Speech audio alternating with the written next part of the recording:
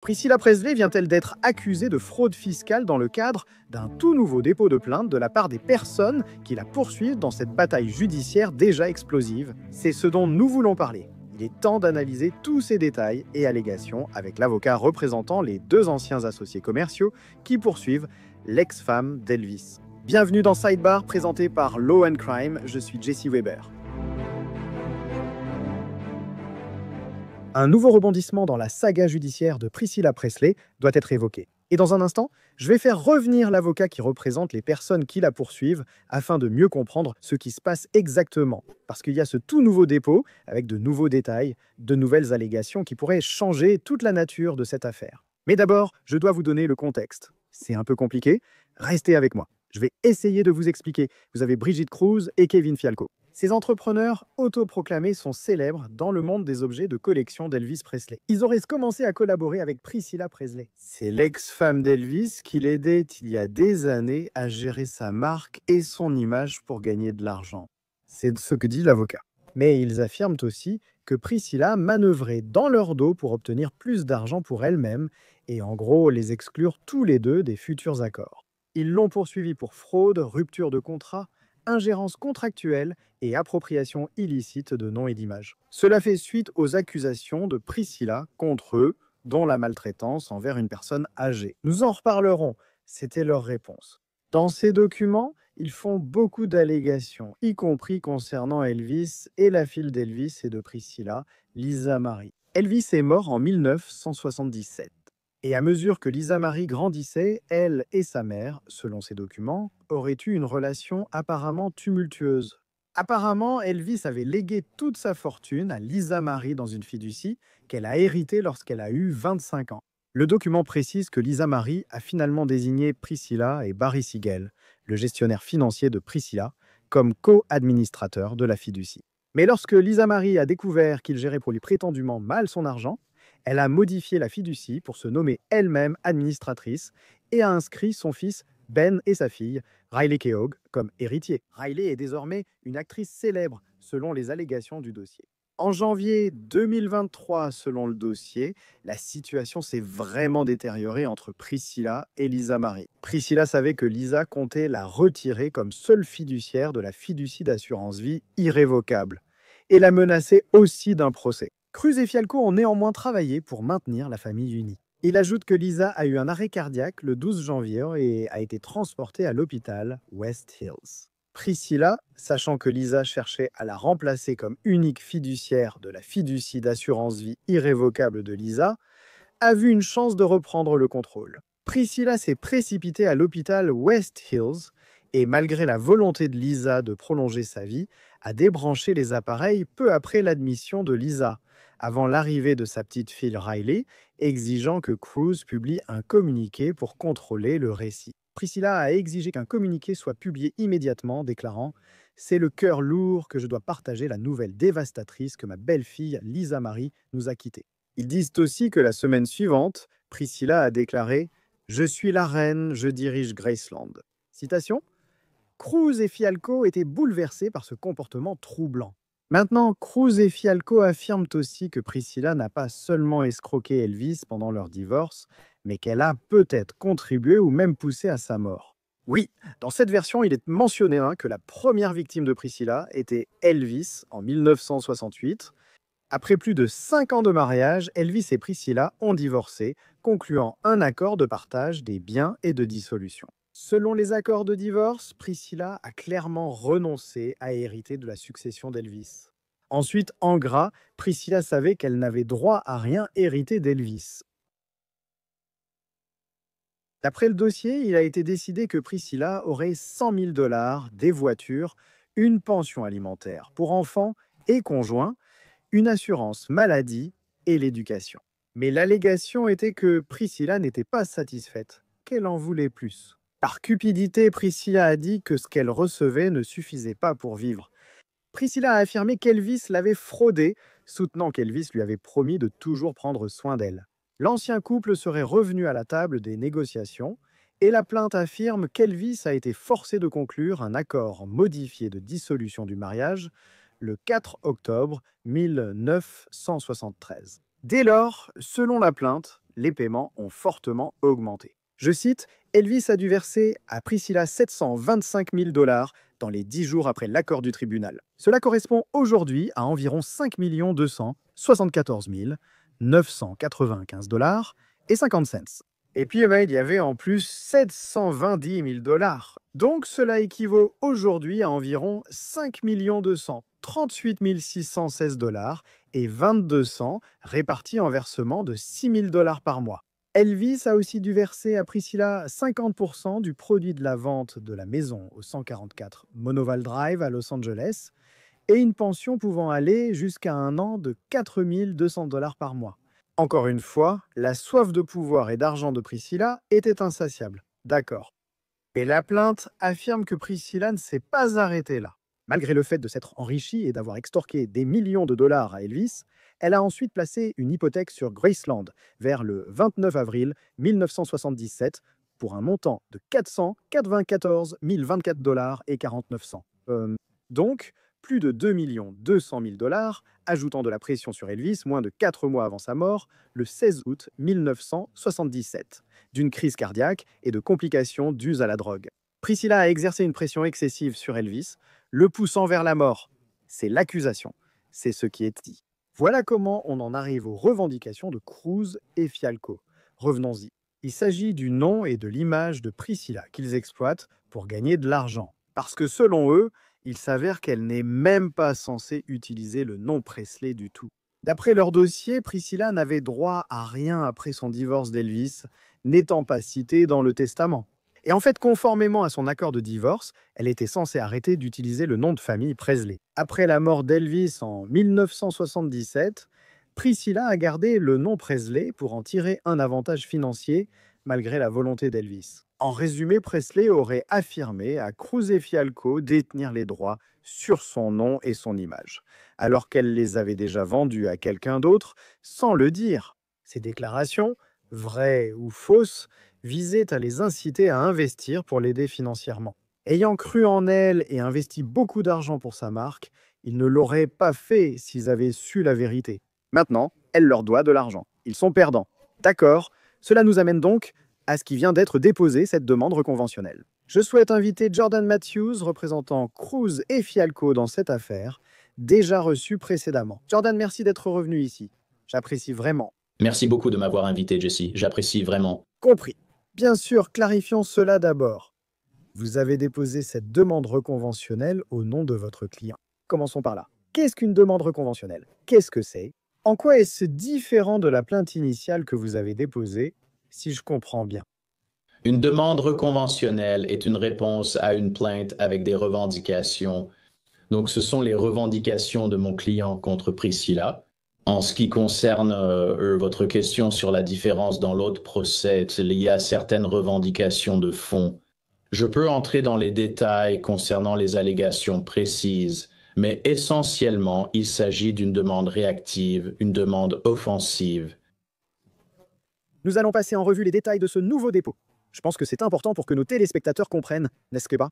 D'abord, c'est Priscilla qui a engagé une procédure judiciaire contre vos clients, puis ils ont intenté un procès contre elle. Est-ce que je me trompe? C'est exact, mais il y a une légère nuance. En fait, mes clients ont engagé une procédure judiciaire contre Priscilla en 2023. C'était en Floride. Priscilla a ensuite déposé ce que nous considérons comme une plainte de représailles en 2024. Ceci est notre réponse offensive à cette plainte en Californie. D'accord. Que revendiquait-elle dans sa plainte de représailles? Résumez-la brièvement, s'il vous plaît. Elle avait plusieurs revendications. Elle avance une accusation que nous jugeons totalement fausse concernant la maltraitance des personnes âgées et autres faits similaires. Nous n'avons vu aucune preuve, mais c'est notre accusation, en fait, des accusations offensives. Il y a environ 20 accusations, 20 chefs d'accusation contre cette plainte. Compris. D'accord. Maintenant, je veux parler de ce nouveau dépôt. Et il y a certains paragraphes spécifiques que je pense qu'il est important de souligner. Il y a un paragraphe, c'est le paragraphe 30. Il s'agit de Lisa qui aurait exigé que Priscilla démissionne en tant que seule fiduciaire de sa police d'assurance vie parce que Lisa aurait apparemment voulu vendre la police. Pourquoi est-ce important? C'est important pour quelques raisons précises. Ce qui était très crucial ici, c'est que nous avions précédemment allégué que lorsque Lisa est décédée le 12 janvier 2023, à ce moment-là, elle menaçait de poursuivre Priscilla et exigeait qu'elle démissionne, que Priscilla démissionne en tant que seule fiduciaire de la police d'assurance vie irrévocable. Mais ce qui est nouveau et crucial, c'est Lisa essayait de retirer la valeur de rachat de cette police. Donc, l'allégation est que lorsque Lisa est finalement décédée et que Priscilla était avec elle à l'hôpital, ce dont elle parle dans son livre, et où elle a demandé, selon ce qui est écrit dans son livre, au médecin de la débrancher de l'assistance respiratoire. L'allégation est qu'elle a fait cela en sachant qu'elle empêchait Lisa de retirer la valeur de rachat de cette police. L'essentiel, c'est que la police d'assurance de 25 millions de dollars restait en vigueur. Et c'est ce qui lui a permis d'intervenir et de créer un litige avec Riley qui a finalement abouti à un versement de 2,4 millions de dollars à Priscilla. Et pour être clair, Lisa voulait vendre cela pour rembourser un privilège fiscal. D'après les documents que nous avons examinés, il y avait effectivement une dette fiscale qu'elle avait. En fait, l'une des pièces jointes à la plainte reconventionnelle, ce n'est pas pour dire quoi que ce soit de négatif à propos de Lisa, mais c'est pour donner une image très claire des preuves que nous avons. C'est qu'en mars 2023, donc peu de temps après son décès, il y avait un avis indiquant qu'elle avait une dette fiscale, notamment un avis en particulier pour un montant supérieur à 900 000 dollars. Donc, retirer la valeur de rachat de la police lui aurait permis, et c'était l'objectif d'après ce que nous savons et ce que nous avons vu, de régler cette dette fiscale parce que son passeport avait été révoqué. Elle cherchait donc à résoudre ce problème. Discutons des impôts. C'est une vraie révélation. Donc, il faut inclure ici plusieurs paragraphes expliquant comment Cruz et Fialco travaillaient à finaliser un accord entre Priscilla et Riley. Et comment Priscilla aurait prétendument soumis des documents faux à l'IRS, disant que cela concernait ses bijoux. De quoi s'agit-il exactement dans cette allégation? Pouvez-vous en dire plus? C'est justement pour cela que les allégations dont nous venons de parler sont cruciales, car elles révèlent le caractère, et le caractère ainsi que la crédibilité sont toujours en jeu dans le contexte d'un litige. Mais le point simple est le suivant. Lorsque mes clients ont commencé leur relation avec Priscilla, il était déjà mentionné dans des documents antérieurs que Priscilla avait une dette fiscale d'environ 700 000 dollars. Donc, mes clients sont entrés dans la relation. Ils ont payé pour qu'elle puisse engager un avocat fiscaliste afin qu'elle puisse négocier cela. L'allégation est ce qui est soutenu par les documents que nous avons d'ailleurs effectivement soumis dans ce dossier, c'est qu'en mai 2023, elle a soumis des documents sous peine de parjure, indiquant par exemple la valeur de différents biens, la valeur marchande par exemple de bijoux. Elle a déclaré que ces bijoux valaient 6 000 dollars. La preuve que nous avons, c'est qu'elle possède des bijoux d'une valeur supérieure à 5 millions de dollars. Et elle possède également des objets de collection, des biens personnels qui sont actuellement entreposés ou qui, à l'époque, étaient certainement entreposés à Graceland, comme sa robe de mariée, des bijoux Mercedes, différents objets qui valent plusieurs millions de dollars. Donc, tout simplement, c'était une fausse déclaration qu'elle a faite à l'IRS. C'est l'allégation lorsqu'elle tentait de négocier une résolution, un plan de paiement, un paiement réduit avec l'IRS. Essentiellement, et je ne veux pas mettre de mots dans votre bouche, accusez-vous Priscilla d'avoir commis un crime? Et avez-vous émis un signalement criminel d'une manière ou d'une autre? Ce n'est pas à moi de prendre cette décision. Voici en quoi c'est pertinent pour nos revendications. C'est très simple. Dans cette demande reconventionnelle, il y a des revendications liées à l'emploi. L'une des revendications liées à l'emploi porte sur le licenciement abusif et la violation de la politique publique. Donc, lorsque nos clients tentaient de la faire respecter ses obligations légales et lui disaient qu'elle devait réellement soumettre la valeur estimée, la valeur correcte de ses actifs à l'IRS, afin qu'elle remplisse ses obligations, on affirme qu'elle les a ensuite licenciés. Et pour appuyer cela, nous avons une lettre provenant du conseiller fiscal que mon client a transmise à Priscilla le 23 août 2023. Et dès le lendemain, ils ont été licenciés. Maintenant, en dehors de cette lettre, vous dites que vous avez des preuves pour appuyer cela. En lisant les paragraphes, on évoque plusieurs pièces différentes. Quelles sont-elles? Sans quelles preuves avez-vous pour étayer cette affirmation sur la responsabilité liée aux prétendues fausses déclarations fiscales? Enfin, Donc, c'est la déclaration réelle qu'elle a soumise à l'IRS, signée par elle sous peine de parjure.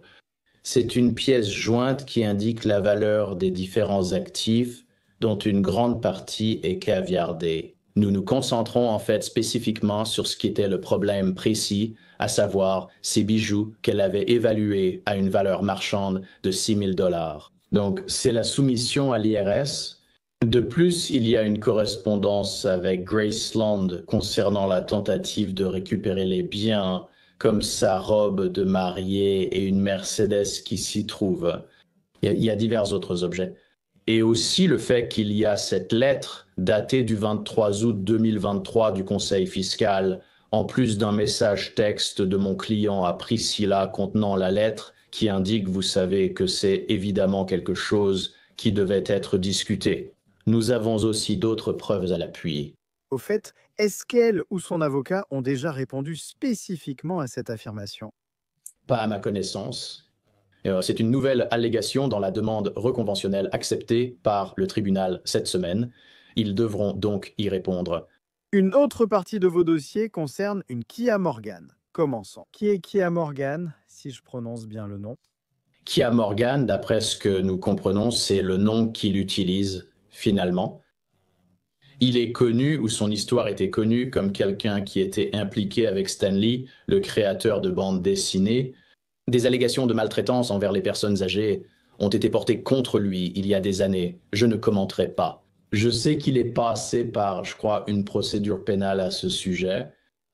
Et je crois que cela a été résolu. Vous savez, il y avait problème résolu, je ne peux pas en parler.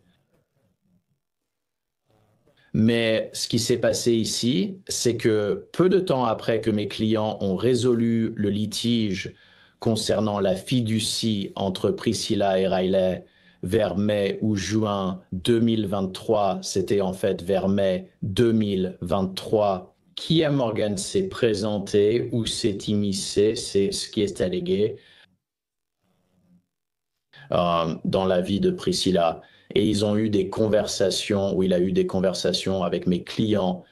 Mais au final, j'ai examiné beaucoup d'échanges de messages entre Kia Morgan et mon client. Et j'ai vu très clairement que il s'est comporté d'une manière qui a fait que la relation s'est détériorée.